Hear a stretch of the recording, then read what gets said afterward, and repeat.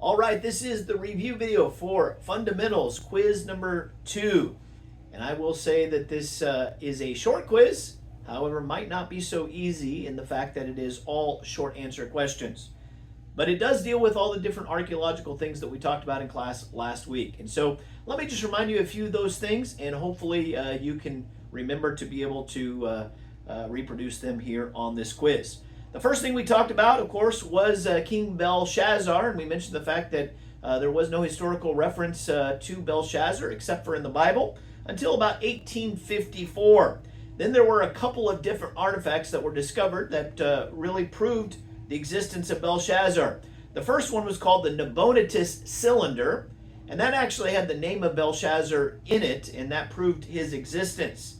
Later on, there was also found what's called the Nabonidus chronicle, and of course that tells us the story that he was taken during a big pagan festival. And so if you think about chronicle being the story, all right, the story of the feast, that will help you remember that. Of course, we mentioned that that works perfectly with the Bible, which Belshazzar offered Daniel to be third in the kingdom.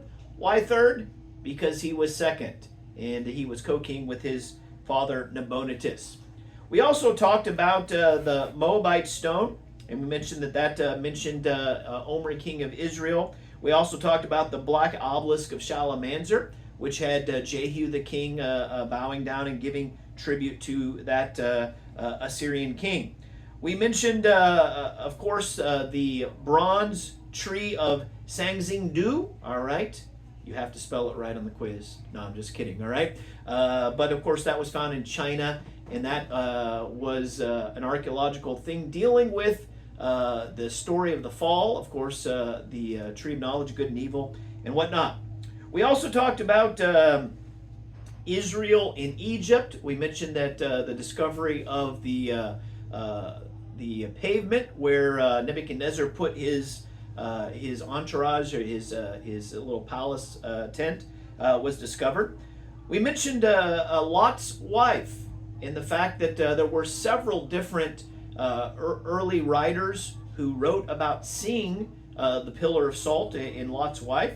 We mentioned there was Josephus, Clement, Irenaeus, and later on Theodosius. And so those were several of the different people that said, we've seen it. We also talked about several of the flood legends, and we mentioned that there were at least 270 flood legends that are all throughout the world. Many of them have a lot of similarities to Noah's flood. We mentioned the Toltec Indian flood legend as one of the very, very important ones, in the fact that it gives a very close reckoning of the same number of years pre-flood as the Bible does.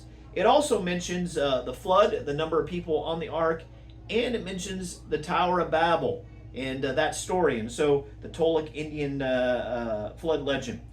We mentioned, of course, the statue found in the pyramid tomb in Avaris, Egypt. And we mentioned the fact that that statue looked like an Asiatic person wearing a coat of many colors. And we said that that probably was, in fact, Joseph.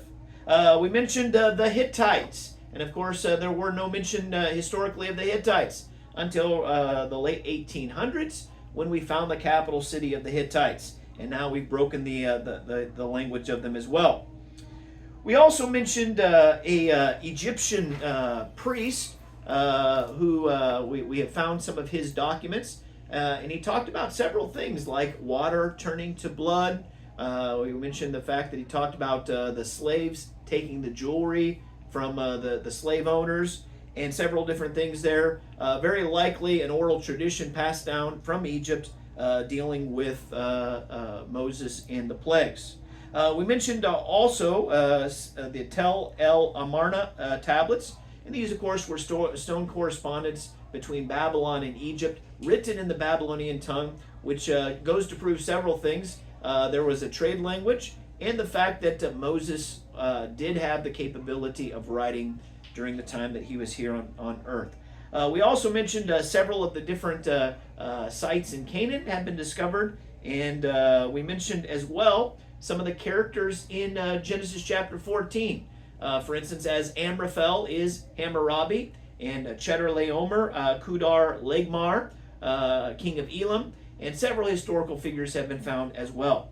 That should do it as far as the things that you'll need to know for the quiz. Not every one of these will be on there, but several of them will be. And so hopefully you'll do well, and I'll see you on Thursday.